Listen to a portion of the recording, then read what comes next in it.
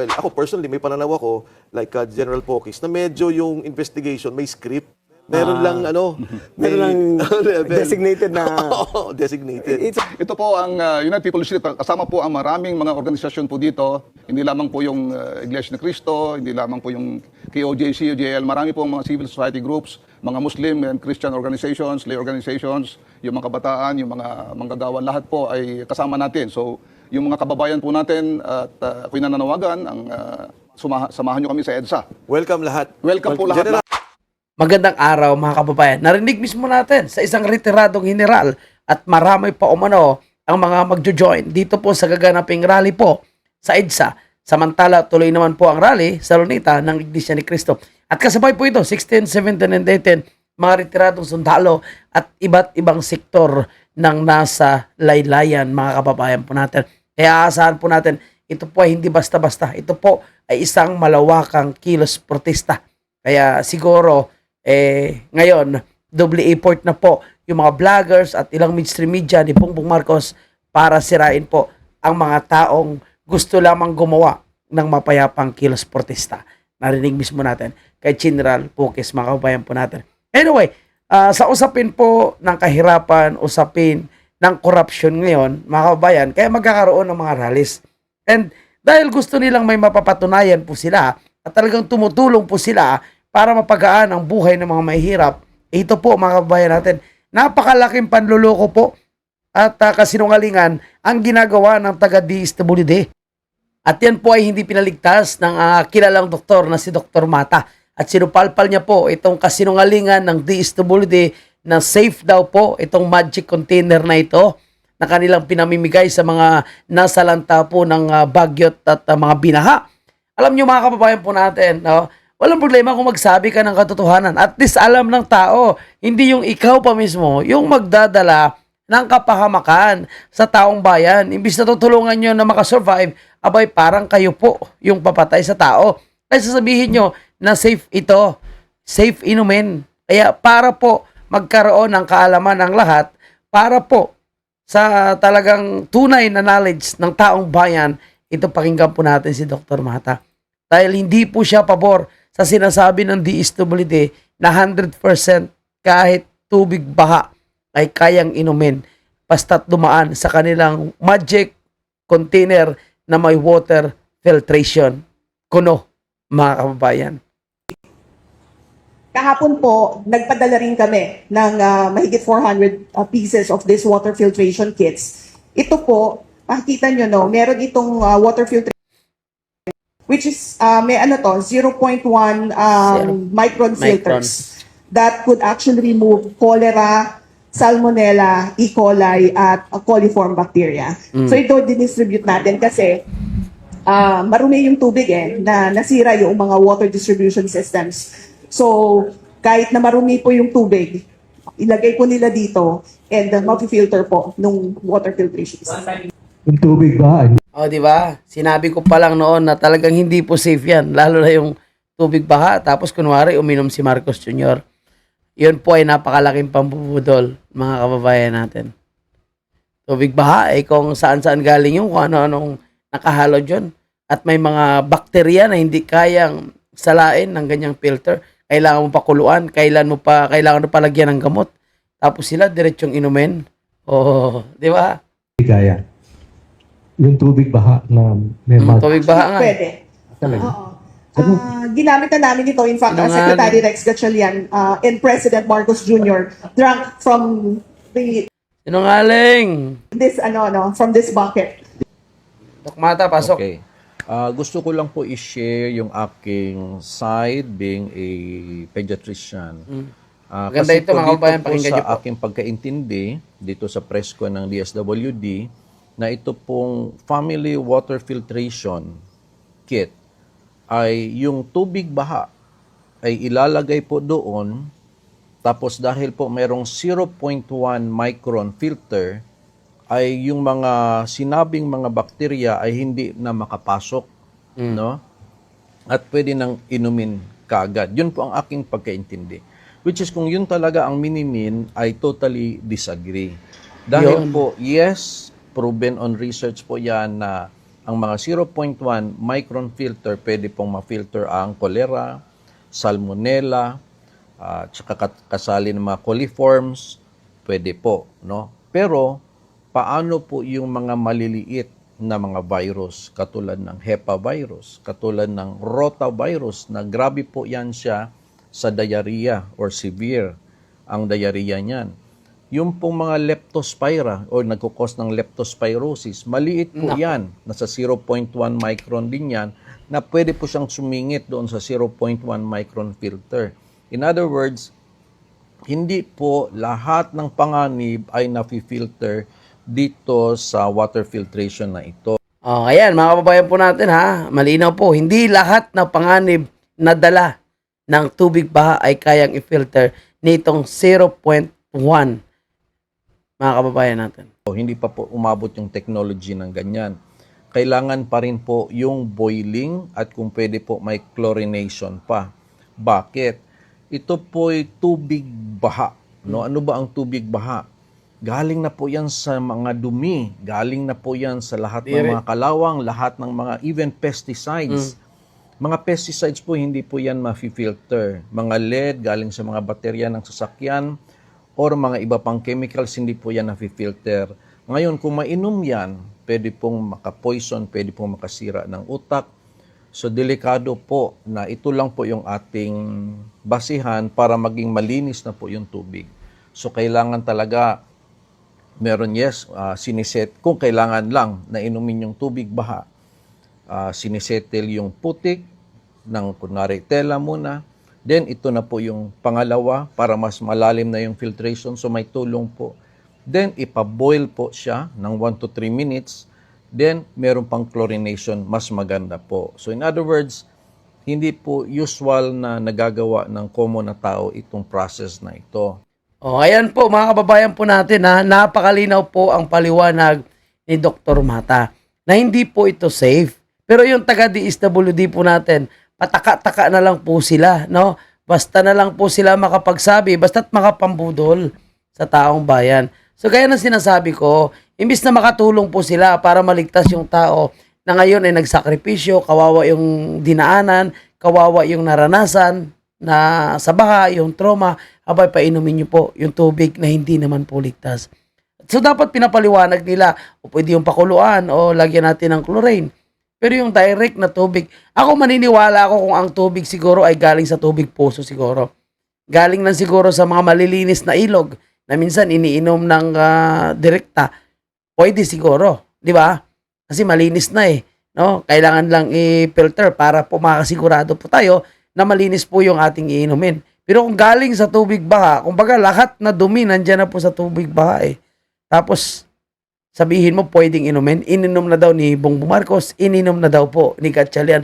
Eh kung gano'n naman pala ang gusto nilang mangyari, edi dapat tubig baha na lang ipainom sa lahat na taga-DSWD. Diba? So tubig baha na lang ipainom sa mga nagtatrabaho sa palasyo. Yun ang gusto nilang gawin sa taong bayan eh.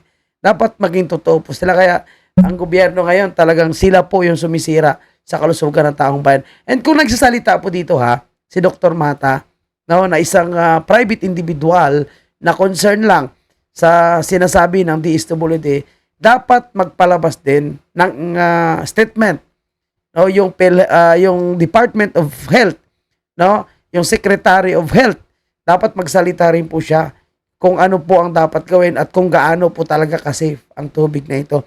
Dahil nakasalalay po dito yung iinumin ng taong bayan, lalo na kung may nabigyan na po nito.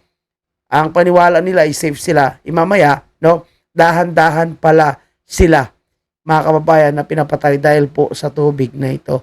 Nadadaan po sa kanilang magic container na yan, itong filtration container para po sa mga sinalanta. Kaya una pa lang sabi ko, wala akong tiwala. Ito po ay napakalaking sinungaling. Kaya mahirap pagtiwala po sa budol na namumuno sa gobyerno, mga kababayan po natin. Tubig baha ipainom mo sa taong bayan. Pero ikaw, diba? Ang mamahal, no? Naka-imported pa yung iniinom yung tubig. Yung kinakain yung mga imported. Imagine mo hindi lang po diyan tayo nabubudol, mga kababayan po natin. Painumin ka ng tubig baha. Tapos, no? ang ibibigay sa'yo 5,000 lang. Yung ibibigay nila sa tao 5,000 lang sa partially damaged and 10,000 para sa totally damaged. So nasaan yung puso nila? Nasaan yung konsensya? Nasaan po yung concern nila para talaga makabawi, muling makabangon yung mga kababayan natin sa Visayas? Ang binigay po natin ay 5,000 para sa mga partially damaged na bahay, 10,000 sa mga totally damaged ang bahay para makapagtayo sila ulit ng bahay. Oh. Ano mapapagawa mo sa 5,000 and 10,000? Yan po is napakalaking panloloko, napakalaking pambubudol. And may nabasa ako na isang post, no? Yan daw po ay isang band-aid solution. Band-aid na walang pandikit. 5,000 and 10,000.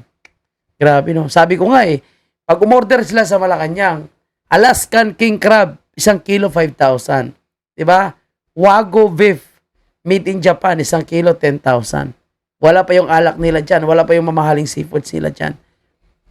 Oh, isang kain lang nila. May mga anak pa nga, may mga nipo babies pa nga na kumakain 200,000 isang kainan lang. 80,000 isang kainan lang. Di ba? So hindi ba sila na konsensya? Itong mga mayamang ito, itong mga politikong ito, halos wala kang pumunta na mga politiko doon Senator Bato, Senator Robin Padilla, Senator Bongo, Senator Marcolita, OBP, sila yung mga naunang nagrespondi doon. And then hanggang ngayon, may ilang pang probinsya, kahit yung mga nilindol hanggang ngayon, hindi pa daw sila naabutan ng tulong. Yung ibang lugar na hindi sentro talaga. Tapos ang sentro lang yung doon sila nakapokus kasi nandun yung mainstream media. Grabe, ibang klase po. And imagine mo, sabihan sila ng tao na nakatanggap ng 5,000 and 10,000 sa Cebu, band-aid solution na walang pandikit kasi wala kang impact. Ganyan po. Tapos, itong mga politiko na sinasabi nilang tatalo daw po kay BP Sara kung tatakbo, no? Kung sakaling magaganap na daw pong eleksyon, may panlaban po silang politiko. So, walang iba kundi itong si Risa Hontiveros and itong si Rapi Tulfo. So, alam nyo mga kababayan po natin, sa kabila po ng paninira nila sa mga Duterte, bakit angat pa rin ang ating Vice Presidente? Kasi tunay po sila. Wala po silang tinatago. Yung mga Tulfo, puro pagkukunwari. Ito, kinukunik ko ito mga kababayan natin. Kasi napag-usapan po natin. Yung 10,000 at 5,000 na binibigay sa mga nasa lanta. Tapos sabi ko nga, yung mga Nipo Vivis, no? 100,000, 200,000, almost 300,000, isang kainan lang po nila. Sa mga binaha, sa mga binagyo, 5,000, 10,000 lang. Sa Malacanang, mag-order po sila ng Alaskan King Crab, 5,000 isang kilo.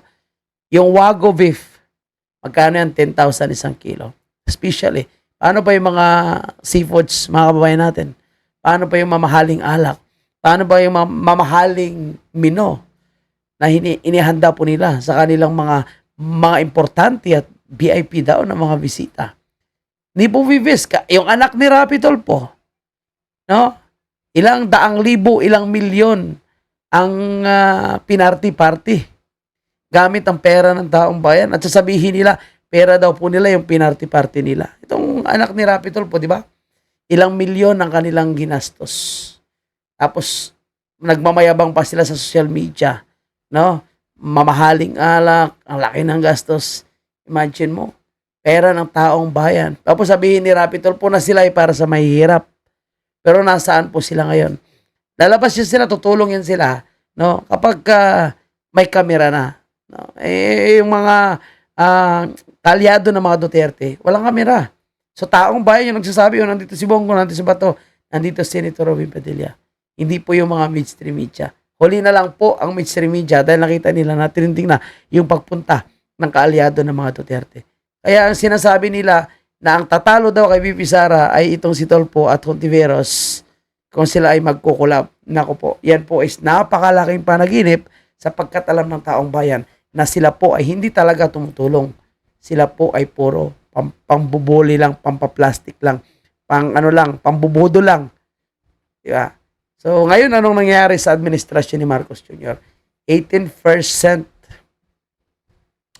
pro-admin support drops to 18% in survey. So, 18% na lang yung sumusuporta sa administration. Bong na sinasabi mong isumbong kay Bongbong ang korupsyon.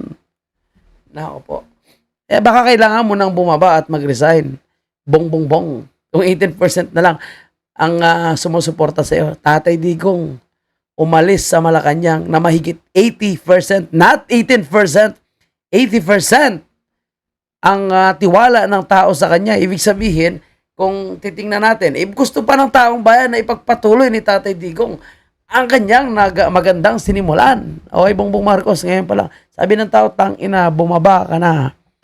18%. Mga politiko na lang yan at mga trolls na sumusuporta sa kanya. Alright, lipat tayo sa ating kabilang topic, mga kababayan po natin. Kayo ang kinikilalang Usaping rally, usaping laban kontra sa korupsyon ng Iglesia ni Cristo, UPI, Maizog, People's Council, iba't ibang simbahan, QGC, JL, Kabataan, mga GINSI. Ito po, mga kababayan natin. Pakinggan natin ang exclusive interview ng The Spokes kay dating retired Armed Forces General Romeo Poques, mga kababayan po natin. Makiisa na po tayo, sumama po tayo, at hindi lang po sila, no, yung mga dating retiradong sundalo na nakikita natin, marami na ngayon ang susuporta. Kahit yung mga general na kilalang mga dilawan, ngayon ay sasama po kay General Poques, mga kababayan natin. Kaya talagang malaking rally po ito. Pero ulitin po natin, ito po ay mapayapa, peaceful rally, laban kontra korupsyon. 3 days, umulan, umaraw, bumagyo yan, mga kababayan natin. Okay, pakinggan natin. ang kinikilalang leader. Tama po ba? Di ba kayo ang isa sa mga leaders Opo, at dito po sa organizers? EDSA. Opo. Ito po kayo po'y composed ng mga retired generals. Opo, pero iba-iba pong iba-ibang hindi lamang mga retired generals pero mga civilian din na mga grupo. Okay. We are a movement actually. Pero wait, there are 2 rallies. Correct. One in Quirino. Quirino by the INC. Yes. It was applied for by INC. And the other one in People Power. People Power Monument, correct. And who applied for that license, the permit? Because I understand INC withdrew their application Yes. for permit in Pag-withdraw nila, United People's Initiative ang... So, UPI Ang- ho ang oo, nag-apply correct. ng permit. Yes. At itong UPI, ito yung mga composed of civilians and retired generals. Yes, and various other Organizations. civil society groups.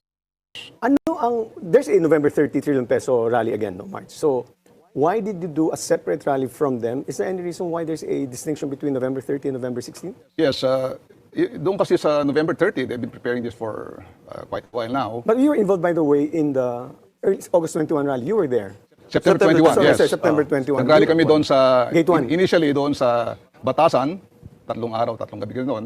Tapos umalis si Speaker Martin. Tapos nag-march off kami from Batasan to Gate 4 of Capo Aguinaldo. Hanggang doon sa September 21. Correct. So, my question again is, ba't pa kayo naghiwalay pa sa trillion peso? Di ba? There's volume in numbers. Yes, ang problema kasi doon, yung alliance nila, of course, we know, andun yung Makabayan Black. Yun ang iniwasan namin. Kasi nga, yung alliance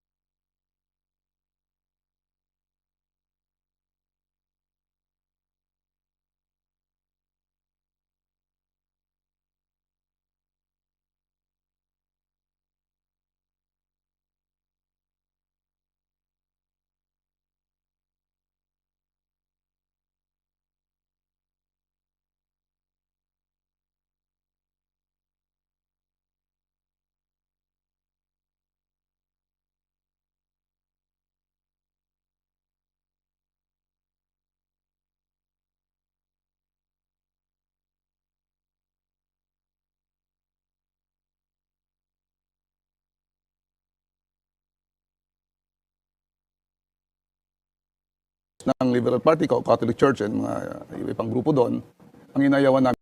Alam mo, tama yung sinasabi ni General Poques. Okay lang po, no, na makiisa sa ibang grupo talaga. Kahit ako naman agree ako. Wag lang po makisama doon sa Makabayan Black dahil iba po yung kanilang purpose. Iayaw nga po nila magwagayway ng flag ng Pilipinas. Yan po is literal na mga anti-Duterte. At hindi naman po sila tumutulong talaga sa mga ordinaryong tao, kundi nagpapalakas po sila ng puwersa upang kalabanin ang gobyerno natin. Yan ang ano ng mga kaliwa. Diba? So, kung ikaw dati kang sundalo o may knowledge ka, no? Bakit ka sasama sa mga kaliwa na yan? namin yung Makabayan Block. So yung September 21, you did not coordinate with the Trillion Peso March? No, we are separate. But you were also there? Yeah, sa Gate 4 kami. Doon Gate 4 sila sa pala, may sorry. Luneta at So, saka sa- bali, General, sumasabay naman kayo, pero gusto niya lang muna maiwalay sana kasi nga may Makabayan Black. Meaning, if nung September 21, nandun din kayo, pero hiwalay na grupo. Yes. Ah, okay. Yes, yes. Okay, so this rally, so can you explain why are you holding this November 16 rally? Of course, itong panawagan ng taong bayan, itong matinding korupsyon na nangyayari sa ating bayan, okay? Hindi lamang ito United People's Initiative na kami lang, marami pong grupo ito. Alliances of various groups, various civil society organizations. Nadamay ako dyan. Check. Pati ako nadamay. Bakit? May lumal. Damay daw si Defensor. Pero alam nyo mga kabayan po natin, alam ko may binuoring grupo itong si Mike Defensor, itong People's Council na kasama rin dito sa People's Initiative. So I think sa People's Council is kasama niya naman si Attorney Topacio. So kaya sabi niya damay siya. Kasi pinapalabas ng ilang mga kritiko no, ng mga Duterte o yung mga sumusuporta kay Bongbong Marcos na ang lahat daw po na nagrarally ngayon ay walang ibang plano daw kundi patalsikin si Bongbong Marcos. Siyempre pag patalsikin, delikado yan. Kundi nakikiusap, pwede siguro sabihin nakikiusap na kung baka gusto niya nang mag-resign dahil wala naman siyang ginagawa, no? Pinapakita niya lang naman na siya po ay walang kwentang pangulo. No, nakita natin kung ano po yung kanyang response sa mga nangyayaring kalamidad. Ano po yung kanilang pagkahanda at kung paano nila tutulungan yung mga taong sinalanta 5,000, 10,000. Isabi ko nga sa inyo, 1 kilo lang yan ang in-order nila na Alaskan king crab. Diba? So kaya tama lang na talagang dapat magkaisa po yung lahat at labanan itong corruption. Dahil alam nyo, gusto ko yung sinasabi ni Mike Defensor na siya naniniwala na medyo may script itong investigation na ito. Siyempre nakita niya doon kay Master Sergeant Cotisa. Di ba? Basta sinasabi lang, yung mga destabilizer led by General Pokis. And Secretary Mike Defensor. Hindi, panguli ako, malayo ako. Siya yung nauna. But I remember, and there are reports, and we'll go straight to the point. There was a previous report that I've seen that you met with General Bronner. That's correct. Yun, And magandang you tanong. asked for a withdrawal of support. No, that is not correct. That's not correct. No, yeah. The correct thing there is, General Pokis, yeah, when did you meet with General Bronner? we met with General Bronner and his battle staff September 20, the day before September 21 rally. Okay. Yeah. Okay, go ahead. Essentially, kasi maraming ang mga fake news, mga disinformation about our group.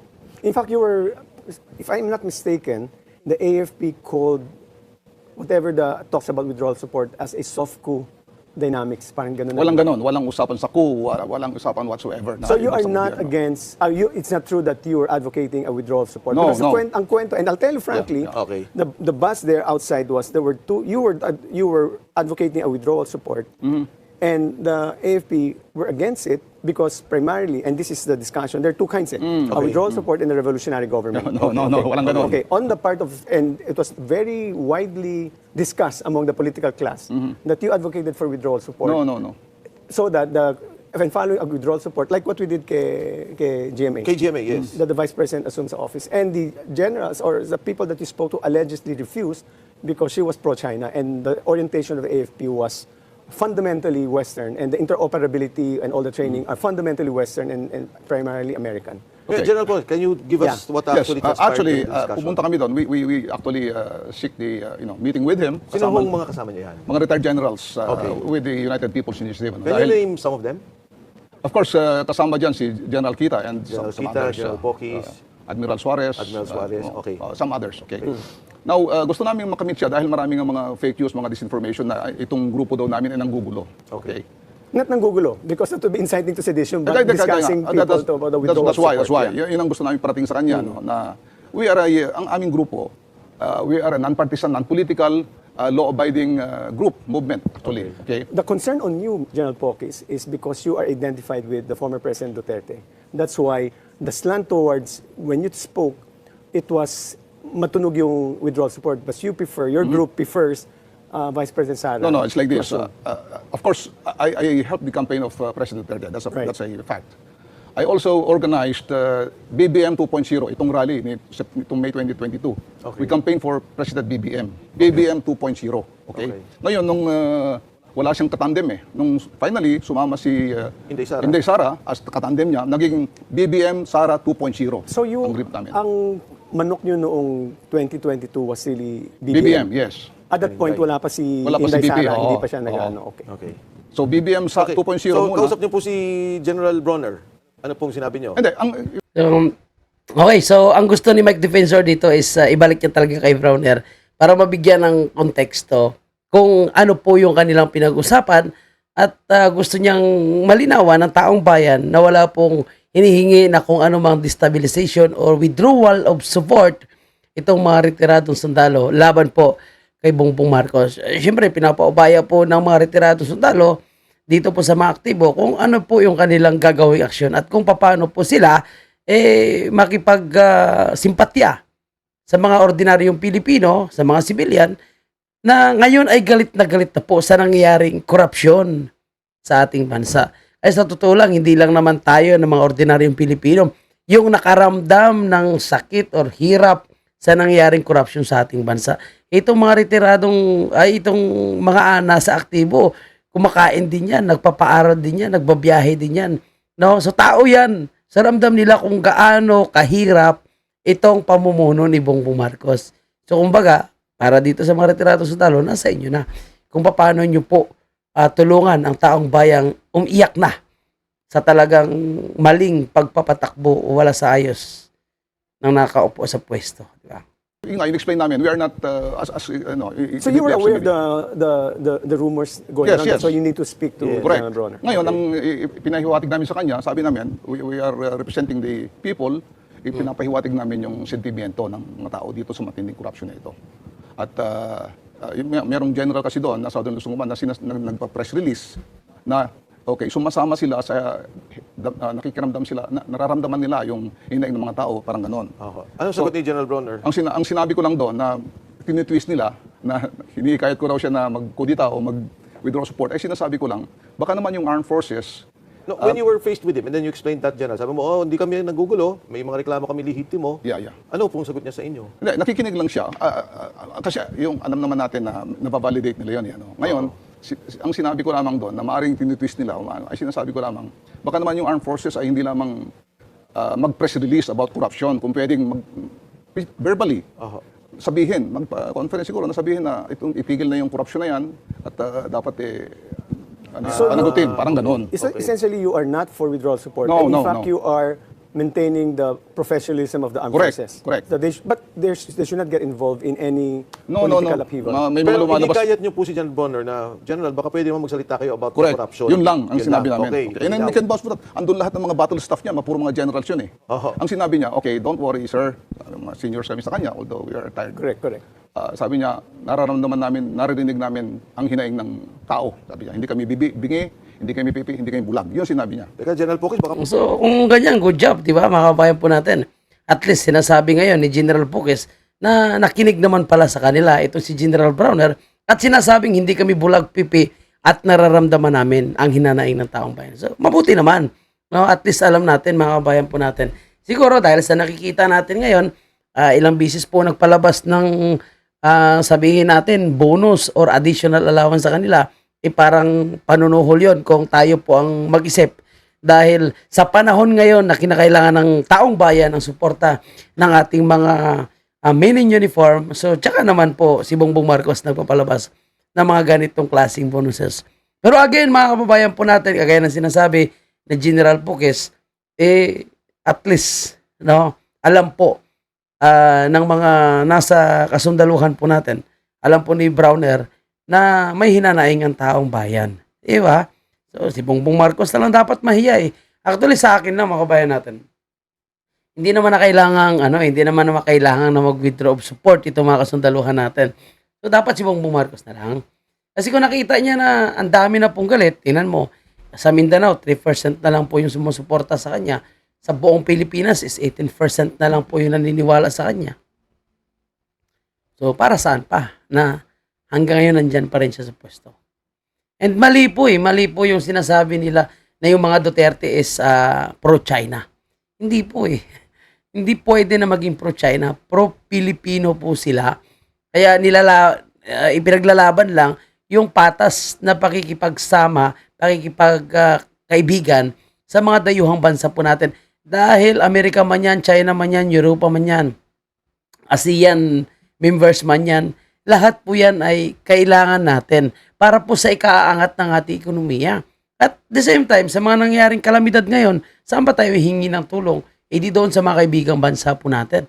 So kung wala kang kaaway, kaibigan mo lahat, di mas maganda, di ba? Ang sarap ng pakiramdam. Parang tao lang na ikaw ay maraming kaibigan, wala kang kaaway. Ay sa kaaway mo, yung kapitbahay mo. So yan po yung sinusulong ni Vice President Sara. At again, mali po yung mga pinapakalat na disinformation na pro-China po ang mga Duterte, mga kababayan. Okay, tuloy natin. At ano po yung mga purpose nito at mukhang may ilalatag pa po ito si General Forques. Mga kababayan. Tired at saka yung ilang active, I guess quietly yung active nagparamdam. Withdraw nila hindi pwede. Kasi the main point they were saying, yung pensyon yan, dahil sa serbisyo nun sa Correct, bansa. correct. Diba? And Tama. now that it's private, citizen, bakit hindi nyo payagan So maganda ang mag-express? pension ng AFP. Kaya huwag naman wala yan para tumaas. Maraming nagalit. Just Oo. for the record, you are the applicant for the People Power Rally on November 16. Yes, dahil nag-withdraw yung INC. Pero just to be clear, although hiwalay yan na rally, nag-uusap po din mo kami. Correct, I understand. Na sabay yan at 3 araw yan na rally na walang uwian. Bumagyo, umulan, hindi So- uuwi ang mga tao. I just want to state, for you to state for the record, that nothing that I said, withdrawal support, the assumption of VP Sara, it will be first as president, will not happen during the 3 days. Wala pong ganon. In fact, hindi ho kami nag-uusap ni VP Sara. Hindi ho kasama si VP Sara dito. So it's We more never on- talk. Yeah, So it's mga only ganon. anti-corruption Opo, lang. corruption tong- But I mean, these rallies are fundamentally symbolic to show the people's right. That's correct. That's correct. It's an expression of people's Kung yung anger. mga taong hindi nagagalit sa matinding korupsyon na ito, hindi yan Pilipino. Aren't you satisfied? Oh, tama, no? Yung mga taong hindi nagagalit sa korupsyon ito, hindi sila Pilipino. So yung mga supportan ni Bongbong Marcos na hindi po sila nagagalit sa korupsyon at parang welcome pa po nila yung maganda, parang iniisip pa pina, okay lang to, no? Suportado natin si Martin Romualdez, suportado natin si Saldico. So parang ibig sabihin, no, okay pa sa kanila yung matinding korupsyon. Kaya tama po, hindi po sila tao. Mga buhaya What's po going sila. on right now. I mean, Ombudsman Boying Remulla, na kaibigan ni Sec Mike, talagang he's going heaven and earth to really thresh out all these corruption issues. Unfortunately, no. Kasi Because- mahigit ng 100 wala pang nakukulong eh. Yun. Tama po yan. Mahigit 100 araw na wala pang nakukulong. Ikulong eh. Wala pang parang lumalabas parang kulang. It's the same impatience that you feel are the same impatience Yes, that we correct. also feel. No? Yes. Kaya talagang, kaya nga yung chant, ikulong na yung mga korap. Eh. Correct. Wala pang napapanagot eh. Yun ang panawagan ng taong bayan. Unfortunately, the legal process is just too protracted. Yeah, but the power of the presidency is so, talagang gusto nilang, magagawa yan eh. Alam mo, Sek, pinag-usapan nga namin yesterday ni Atty. Christian. Sabi ko, ano ba yung short of really filing a case?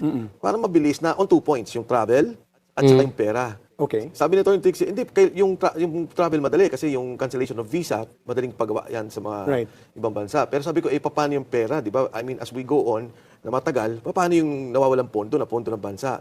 Yun, second, isa siguro sa mga bagay, siguro, again, with not being partisan, lahat ng mga abogadong may sinserong pananaw dyan, how can we help the government? Right, Kung that's ito man yung talaga, maipit. Tapos, well, ako personally, may pananaw ako, like General Pokis, na medyo yung investigation, may script.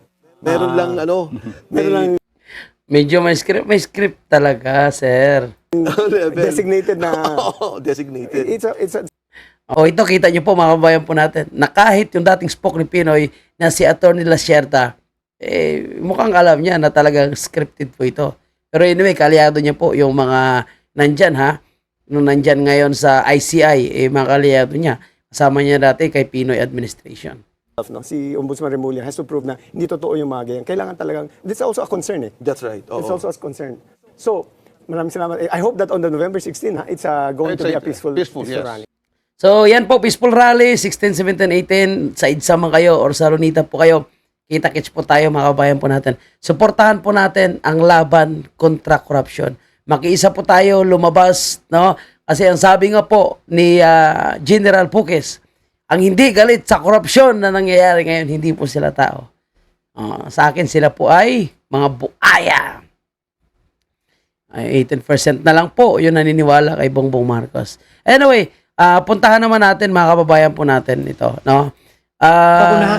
Isa sa mga nabiktima ng mga matitinding pagbaha sa Cebu, syempre, no? Hindi lang po yung mga kababayan po natin na mga nasa Negros, no, sa Cebu. May mga kababayan kasi tayo na kilalang political vlogger, mga kababayan natin, na talagang sila po yung nagbigay ng update sa atin. Itong si Miss Mika na ito, na nakikita natin kung ano po ang sitwasyon sa kanila, ano po yung nangyari sa kanila na, kumbaga, sabi niya nga, matagal nila pinaghirapan. Ito, malaking vlogger ito sa Cebu. Mahigit million po yung kanyang followers, no? Kaya talagang, kung kumikita lang, talagang kumikita itong si Miss Mika. So, ngayon, dahil sa matinding kalamidad na nangyari sa kanya, humingi po siya ng tulong sa mga kababayan niya o mga supporter niya. Abay, mga kababayan po natin, no? Siya po ay binatikos. Alam niyo, sa panahon ngayon na nagkakaroon ng matitinding kalamidad, wala pong pinapatawad eh. Mayaman ka man, mahirap ka man. Kaya dapat ka magalit sa korupsyon. Dahil kung hindi dahil sa korupsyon ang pinagagawa nila, no, sa pagsira nila ng kabundukan, sa hindi pagpapagawa ng mga flood control, hindi sana nangyayari ito. Kaya mayaman, mahirap ka, dapat makialam ka na sa laban kontra korupsyon. Itong mga humingi ngayon ng tulong, dahil may mga pera nga po sila, no, na-wash out yung kanilang mga gamit, siya po ngayon ay binabatikos. Sa totoo lang, naawa din tayo, no? Kasi kailangan din nila humingi ng tulong. Kung may magbibigay ng tulong, edi salamat. Kung wala, edi salamat din. Kasi unang-una, hindi naman sila namimilit. Diba? So, pakinggan natin ang kanyang pagkadismaya sa ginawa ng mga bashers sa kanyang mga kababayan natin. Karon pa ko nakakita sa inyong mga post sa akong pagtrending sa inyong pagbash na ko tungod nag-post ko QR code. Kung nakabantay mo, wala na ako gidelete. Idli na ko na mahayan. Ay ang taong mo paubos bisag unsa pa nakakwartahan. Tama. Kung mo paubos na para mangayo og tabang pasabot panguno na. O, di ba? Sabi niya nga, kahit gaano mo pa kayaman, kung humingi ka ng tulong, ibig sabihin talagang kailangan mo. And kita natin ang kanilang sitwasyon, no? Pumatong na sila dito sa kanilang bubong. At pinakita niya kung gaano kalaki po yung baha. And then, humingi sila ng tulong ngayon, nagbabas po siya. Actually, itong si Miss Mika, no, nakikita naman natin dito minsan sa Facebook natin, tumutulong po sila. Actually, pumunta pa nga sila sa Southern Cebu, yung mga nilindol. Pumunta sila doon, nagdala sila ng mga tulong doon. So, talagang tumutulong naman siya kung mayroon siya. Ngayong sila naman yung nabiktima, humingi siya ng tulong, siya naman yung binabas. Para sa akin, mali po yun. At hindi dapat gawin ito sa kahit sino man na tao. Nagkataon na siguro na siya po ay vlogger. So, mabilis makarating sa tao yung kanyang paghingi ng tulong. Kaya siguro pinag-iinitan siya ng ilang taong ayaw sa kanya. Sabagay, hindi mo naman ma-please yung lahat. Anyway, and ito, puntahan pa po natin, no? Kung gaano po yung pagsasakripisyo ng ilan talaga ng mga taga Cebu, no? Siyempre, mahigit 200 na po yung mga namatay. At sinasabi pa, may mga lumalabas pa na report na dinadaya daw po itong report at hindi dinideklara lahat dahil ayaw daw po ng gobyerno ng Cebu, ni Bongbong Marcos, na magalit ang taong bayan kung may deklara ang totoong bilang ng mga namatay. Pero sinasabi na halos 500 na daw ang namatay. I don't know, pero ang record na pinapalabas po nila is mahigit 200. At isa po sa kinabiliban ng mga nakakita, no, ng video, ito po mga kabayan natin, yung isang residente na talagang binutas niya ang kisame para makaligtas lang ang buong pamilya niya. Natrap na sila sa loob ng bahay. So ano rin to, no? Parang nagpapakita rin sa atin ng mga idea kung anong posibleng gawin kung maipit ka sa loob ng bahay.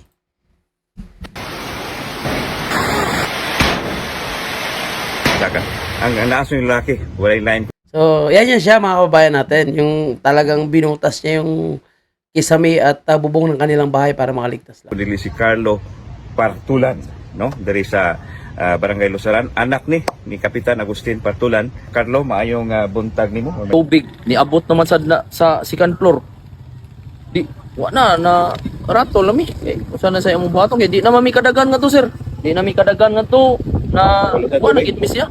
Na corner na gid mi ko sa ako naman nato ani. Pag ingon ni Papa na busluti ang kisami. Mo to akong kuan na gibuslutan sa nako. Ya, Galing. Mga bata, tunol nga to tanan. 15 gud mi kabuok dia. Tanan, mga bata. Grabe mga kabayan po natin. Nakakaawa po talaga ang kanilang dinanas, no, dahil sa mga pagnanakaw ng mga politikong ito mga kabayan po natin. Buti na lang talagang gumawa po siya ng diskarte para lang makasurvive ang kanyang pamilya dahil wala na po silang malalabasan. So sana po ay hindi ito mangyayari dito sa Luzon, lalong-lalo na tayo ngayon ay binabayo ng bagyong Yuan. Although ito po ay humihina naman, ngayon medyo umaambo na lang, hindi na malakas yung ulan, pero may mga pabugso-bugso pa rin na malakas ang hangin. Sana po tuluyan na po itong lumabas sa Philippine Area of Responsibility at makahinga naman po ng ating mga kabayan. May ilang lugar po dito sa Luzon ngayon na talagang naglumubog po sa baha, particularly po sa Pangasinan. So marami po sa Pangasinan, sa Baler, and may nabasa pa po tayo na ang kapal ng mukha ng ilang mga politiko, no? Yung mga tao sinisipa, ito po mga kababayan natin. Kapal ng mukha ng congressman na ito, no? Si Congressman Mark Cuangco. So, pamilya siguro ito nila Chris Aquino, mga Cuangco, ng 2nd District ng Pangasinan. Sinisipa po bakit doon daw po nagpagawa ng bahay yung mga tao sa malapit sa bahain. Bakit doon daw nagpagawa? Mapilit mo ba sila na umalis dyan kung dyan ang kanilang lupa, yan ang kanilang ari-ari ang lupa, nandyan yung kanilang taniman, nandyan yung kanilang hanap buhay. Hindi problema ng tao. Kasi kung dyan po sila nagpagawa ng kanilang bahay, ibig sabihin, mula noon ay hindi po sila binabaha. Yan po, Congressman, tandaan mo. Kaya po sila binabaha ngayon dahil sa mga pagnanakaw nyo na mga putang ina kayo. Diba? Ngayon, sihin mo yung tao, bakit sila nagpagawa ng bahay? Kasi kung may baha na yan dyan, ibig sabihin wala silang bahay dyan. Di ba? So, nandyan na sila dahil noon pa, hindi sila binabaha. Ngayon lang binabaha dahil nga sa pagsira nyo ng bundok, kayo rin ng mga kasabwat ng mga politiko, at yung hindi nyo pagpapagawa ng mga flood control at mga binulsa nyo. Tanungin natin si Congressman Cuangco na ito, kung magkano ba yung budget niya sa flood control niya. Diba? O baka isa ito sa pumirma sa impeachment ni VP Sara. Kaya tingnan mo yung ugali ngayon. Ugaling Romualdez din at ugaling mga tambaloslos na ang tao pa ang sisihin. Imbis na tulungan, sisisihin pa. Walang kasing kapal ang muka. Kaya mga kababayan po natin, ano pang inaantay nyo? No? Patuloy po nilang gagawin ito kapag hindi po kayo nagsasalita. Kaya dapat makiisa na po tayo, manindigan po tayo, labanan ng korupsyon. Mga kababayan, sa darating na 16, 17, and 18, makiisa na po ang lahat ng mga Pilipino. Sumama na sa malawakang rally po ng Iglesia ni Cristo. Dahil kung hindi po kayo magsalita, kung hindi po kayo magpapakita ng inyong galit, pagkadismaya sa korupsyon na nangyayari sa ating bansa, patuloy po itong mangyayari. At patuloy tayong pagnanakawan ng mga politikong ito. At patuloy sila na magpapayaman. At sarap ng buhay, magta-travel sa ibang bansa at mag-i-enjoy ang mga nipo babies nila sa pera ng taong bayan. Kaya ngayon pa lang, 3 taon pa lang, dapat matigil na ito. Diba? So, yan na po yung ating update. Maraming salamat po at huwag kalimutan mag-like kung kayo po ay umabot sa video ito. Maraming salamat po mga